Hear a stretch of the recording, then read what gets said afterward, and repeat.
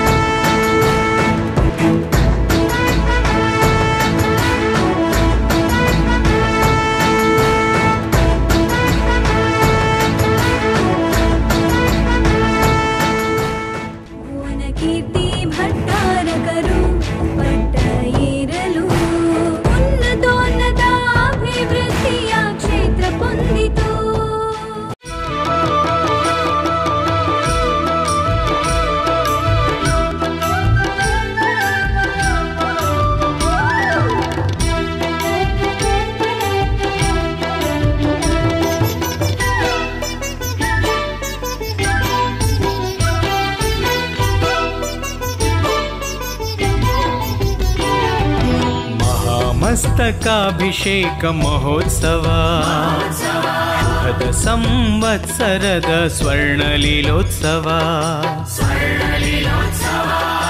ಮಹಾಮಸ್ತಕಾಭಿಷೇಕ ಮಹೋತ್ಸವ ಶುಭದ ಸಂವತ್ಸರದ ಸ್ವರ್ಣಲೀಲೋತ್ಸವ 12 ವರ್ಷಕ್ಕೊಮ್ಮೆ ತುಂಬಿ ಬರುವ ಬಾಹುಬಲಿ ಗೊಮ್ಮಟಗೆ ಕ್ಷೀರಾಭಿಷೇಕ ಸಹಸ್ರಾಭಿಷೇಕ ಮಸ್ತಕಾಭಿಷೇಕ ಮಹಾಮಸ್ತಕಾಭಿಷೇಕ ಮಹೋತ್ಸವ ಶುಭದ ಸಂವತ್ಸರದ ಸ್ವರ್ಣಲೀಲೋತ್ಸವ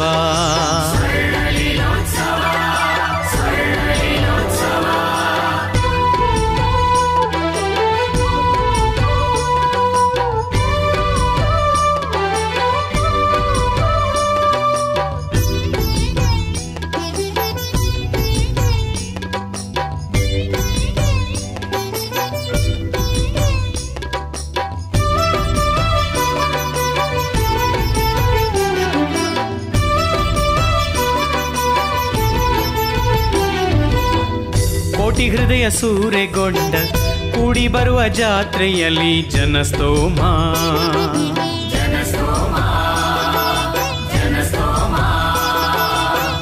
ಕೋಟಿ ಹೃದಯ ಸೂರೆಗೊಂಡ ಕೂಡಿ ಬರುವ ಜಾತ್ರೆಯಲ್ಲಿ ಜನಸ್ತೋಮ. ಕೊಂಡಾಡಿ ಎನಿತು ಹಾಡಲಿ ವಸಂತರಾಗ ಸಂಗಮ. ಕೊಂಡಾಡಿ ಎನಿತು ಹಾಡಲಿ ವಸಂತರಾಗ ಸಂಗಮ. ಕಣ್ಗಳ ನೋಟಕ್ಕೆ ನಯನ ಮನೋಹರ. ಕಣ್ಗಳ ನೋಟಕ್ಕೆ ನಯನ ಮನೋಹರ. ಮಹಾಮಸ್ತಕಾಭಿಷೇಕ ಮಹೋತ್ಸವ. ಸಂವತ್ಸರದ ಸ್ವರ್ಣಲೀಲೋತ್ಸವ.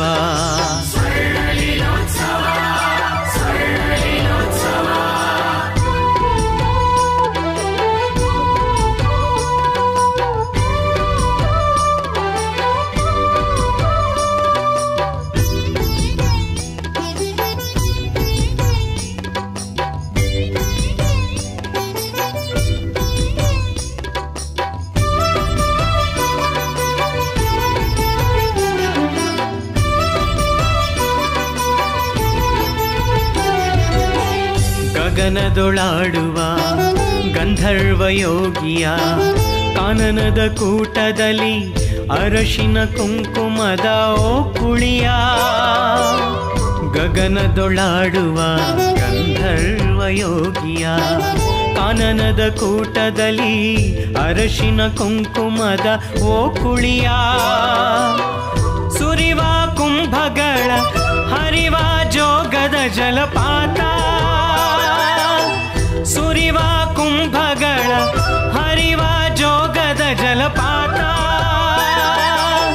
ಕೋಟಿ ರವಿ ಪ್ರಕಾಶನ ತೀರ್ಥಗಂಧೋದಕ. ಕೋಟಿ ರವಿ ಪ್ರಕಾಶನ ತೀರ್ಥಗಂಧೋದಕ.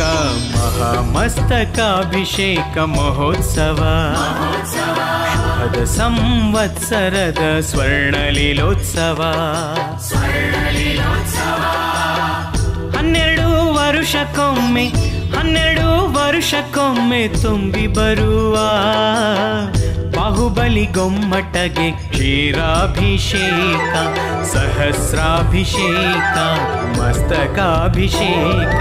ಮಹಾಮಸ್ತಕಾಭಿಷೇಕ ಮಹೋತ್ಸವ. ಸಂವತ್ಸರದ ಸ್ವರ್ಣಲೀಲೋತ್ಸವ.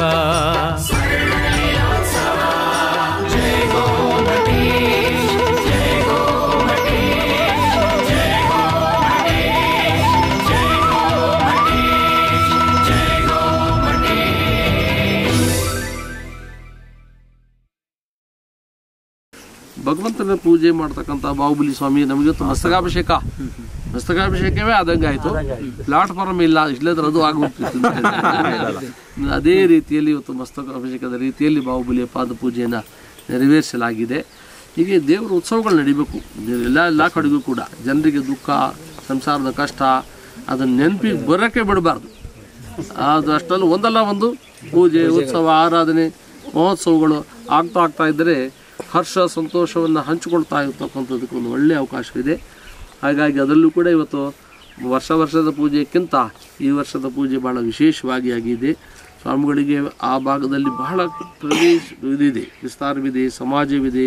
ಕ್ಷೇತ್ರದಲ್ಲಿ ಬಿಡುವಿಲ್ಲದಷ್ಟು ಕಾರ್ಯಕ್ರಮಗಳಿದ್ದಾವೆ. ಅಂಥದ್ರಲ್ಲಿ ನೋಡಿದ್ರೆ ಇವಾಗ ನಮ್ಮ ಇಬ್ಬರಲ್ಲಿ ನೋಡ್ರಿ ಟೆನ್ಷನ್ ಇಲ್ಲದೆ ಹೆಂಗಿದ್ದಾರೆ ಅಂತ. ಇಷ್ಟು ಒತ್ತಡ ಇದ್ರು ಕೂಡ ಹೌದು ನಮಗೆ ಟೆನ್ಷನ್ ಈಗ ಅಂಥದ್ರಲ್ಲಿ ಹೌದೌದು. ಹಾಗಾಗಿ ಅವರೆಲ್ಲ ಇದಾರೆ ಅಂತ ನಾವು ಟೆನ್ಷನ್ ಫ್ರೀ ಧೈರ್ಯ. ಹಾಗಾಗಿ ರಾಜಯೋಗಿಗಳ ಲಕ್ಷಣಗಳು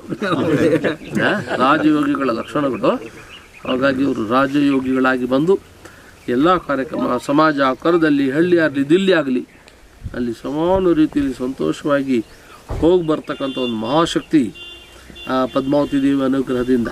ಇವತ್ತು ಪದ್ಮಾವತಿ ದೇವಿ ಬಹಳ ಕಡೆಗೆ ಪ್ರಸಿದ್ಧಿ, ಖ್ಯಾತಿ, ಮಹಿಮೆ, ಅತಿಶಯ ಎಲ್ಲ ಮಾಡ್ತಿದ್ದಾರೆ.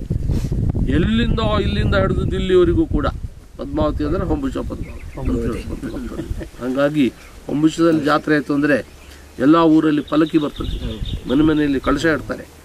ಇಷ್ಟು ಒಂದು ಮಹಿಮೆ ಆ ಸ್ಥಳದ ಜೊತೆಗಿದೆ. ಭಕ್ತರು ಎಷ್ಟು ಭಕ್ತಿ ಮಾಡ್ತಾರೋ ಅಷ್ಟು ಖುಷಿ ಆಗ್ತಾರೆ. ಹಾಗಾಗಿ ನಾವು ಆ ಒಂದು ಮಹಾಕ್ಷೇತ್ರದ ಮಹಿಮೆಯಿಂದಾಗಿ ಇವತ್ತು ಜಗದ್ವಿಖ್ಯಾತವಾಗಿರ್ತಕ್ಕಂಥ ಹೊಂಬುಜ ಕ್ಷೇತ್ರಕ್ಕೆ ಸ್ವಾಮಿಗಳು ಬಂದ ನಂತರ ಅತ್ಯಲ್ಪ ಕಾಲದಲ್ಲಿ ಒಂದು ಮಹಾಕ್ಷೇತ್ರವಾಗಿ ಸಂಪೂರ್ಣ ಜೀರ್ಣೋದ್ಧಾರ ಆಗಿದೆ ಅಂತ ಹೇಳಿದ್ರೆ ಅದು ಅತ್ಯಲ್ಪ ಕಾಲದಲ್ಲಿ ಅದು ಜಗತ್ತಿನಲ್ಲಿ ಹೊಂಬುಜ ಮಹಾಕ್ಷೇತ್ರ. ಇಂಥ ಒಂದು ಒಳ್ಳೆಯ ದಿವಸ ಬಾಹುಬಲಿ ಸ್ವಾಮಿ ಪಾದ ಪೂಜೆ ಮಾಡುವಂಥ ಸಂಯೋಗ ನಮಗೆ ಸಿಕ್ಕಿದ್ದು. ಕುದೇರದು ಅವತ್ತು ಹೇಳ್ದಂಗೆ ಬಾಹುಬಲಿ ಸ್ವಾಮಿ ಮಸ್ತಕಾಭಿಷೇಕದಲ್ಲಿ ಬಂದರು. ಕುದೇರೋದು ಅಂದರು ನಾವು ಅವತ್ತು ಮತ್ತು ಬೇರೆಯವರೆಲ್ಲ ಲಾಕ್ ಮಾಡಿಬಿಡ್ತಾರೆ, ಸುನಿಲ್ ಅವರೆಲ್ಲ ನಮ್ಮನೇಲಿ ಉಳಿಯೋದು, ಅಲ್ಲಿ ಹಾರ ಇಲ್ಲಿ ಹಾರ ಅಂತ. ಅದಕ್ಕೆ ಮೊದಲೇ ಹೇಳೋಕ್ಕಿಂತ ಮುಂಚೆ ಡಿಕ್ಲೇರ್ ಮಾಡಿದ್ವಿ, ಕುದೇರಿಗೆ ಬರ್ತೀವಿ, ಕನಗಿರಿಲಿ ಉಳಿತೀವಿ, ಫಂಕ್ಷನಿಗೆ ಬರ್ತೀವಿ ಅಂದ್ಬಿಟ್ವಿ. ಅವತ್ತೇ ಎಲ್ಲ ಮತ್ತು ಪ್ರೋಗ್ರಾಮ್ ಎಲ್ಲರದು ಯಾರ್ದು ಮತ್ತೆ ಇದಾಗಲಿಲ್ಲ. ಹಿಂದೆ 2 ಸಲ ಪ್ರತಿಷ್ಠಾಪನೆ ಆಗಿದ್ದ ಮಾಘಶುದ್ಧ ಪಂಚಮಿಗೂ ನಾವು ಇಲ್ಲೇ ಇದ್ವಿ, 17ನೇ ಇಸ್ವಿ. ಮತ್ತು ಈಗ 3 ವರ್ಷದ ಹಿಂದೆನೂ ಏನು ಫೆಬ್ರವರಿ ತಿಂಗಳಲ್ಲಿ ಆಗಿತ್ತು, 22ನೇ ಇಸ್ವಿಲಿ. ಆವಾಗಲೂ ನಾವು ಬಂದಿದ್ವಿ. 5-6 ದಿವಸದ ಕಾರ್ಯಕ್ರಮ, 8-9 ದಿವಸದ ಕಾರ್ಯಕ್ರಮ, ಯುಗಳ ಮುನಿಗಳು ಎಲ್ಲರೂ ಇದ್ದರು, ಚೆನ್ನಾಗಾಗಿತ್ತು. ಈ ರೀತಿಯಾಗಿ ಬಾಹುಬಲಿಯ ಒಂದು ಎಲ್ಲಿ ಹೋದರೂ ಬಾಹುಬಲಿಯ ಮಹತ್ವ, ನಿಜವಾದ ಚಕ್ರವರ್ತಿ ಯಾರು ಅಂದರೆ ಬಾಹುಬಲಿ. ಭರತನಿಂದ ಭಾರತ ಆಯಿತು, ಭರತ ಆಳಿದ ಯಾರ ಪರವಾಗಿ? ಬಾಹುಬಲಿ ಪರವಾಗಿ. ಗೆದ್ದಿದ್ದ ಅವನನ್ನು ಗೆದ್ದಿದ್ದ ಬಾಹುಬಲಿ ಕೊಟ್ಟೋಗಿದ್ದ ಭರತನಿಗೆ. ಹಾಗಾಗಿ ಅವನ ಪರವಾಗಿ ಭರತ ರಾಜ್ಯ ಆಳಿದ್ದು ನೋಡಿದ್ರೆ. ಹಾಗಾಗಿ ನಿಜವಾಗಿಯೂ ಚಕ್ರವರ್ತಿ ಭೂಮಿಗೆ ಯಾರಪ್ಪ ಅಂದರೆ ಬಾಹುಬಲಿ. ನಾವು ಕೆಲವೊಂದು ಕಡೆ ನೋಡಿದ್ವಿ, ಎಲ್ಲಿ ಬಾಹುಬಲಿ ಇದು ಅತಿಶಯವಾದಂಥ ಅಭಿಷೇಕ ಪೂಜೆಗಳಾಗ್ತವೋ ಆ ಏರಿಯಾ ಭಾಳ ಸಮೃದ್ಧ ಆಗ್ತದೆ.